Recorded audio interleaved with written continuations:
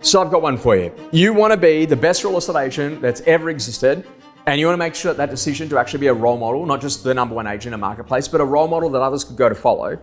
Well, the easiest way to think about your ascension is that in order to become really good at what you do, you're actually going to need to develop some pretty important skills. And how do you actually rapidly grow those skills to get you to a point that ultimately you can be a hero?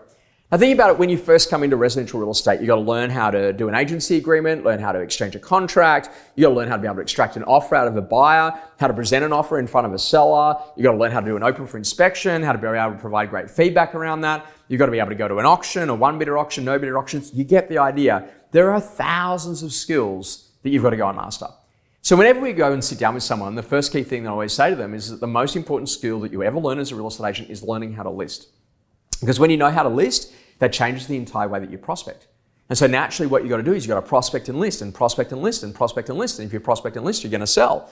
So our skill is to think, okay, great, when someone brand new comes to join a team, I go, what are the 5 key things if this particular person learned would actually make them incredibly valuable? Okay, great, Hannah joins our team, what are we going to do? We need to teach her how to do an open home, how to do an open home callback, how to be able to enter all those details into the database, how to be able to present that feedback to an owner in a vendor report, and then also in addition to that, know what to do to be able to qualify the buyers to see if they're actually going to turn up in and around auction day. Now all of a sudden you've got those key skills there. What we do is we actually teach, train and test.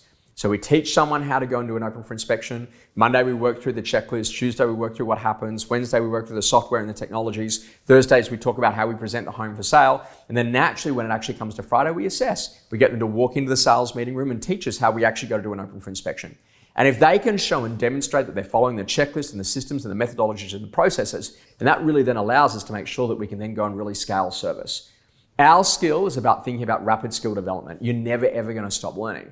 So what are the next 1, 2, 3, 4, 5 skills that you actually need to learn? And if you got those right, will change your value of what it is that you bring to your team, what it is that you bring to your marketplace, and what it is that ultimately you got to bring to your customers. If you get clear on what your next 5 key skills are, then you got half a chance of actually being able to grow and develop those skills so that really you can go to perform at your absolute best.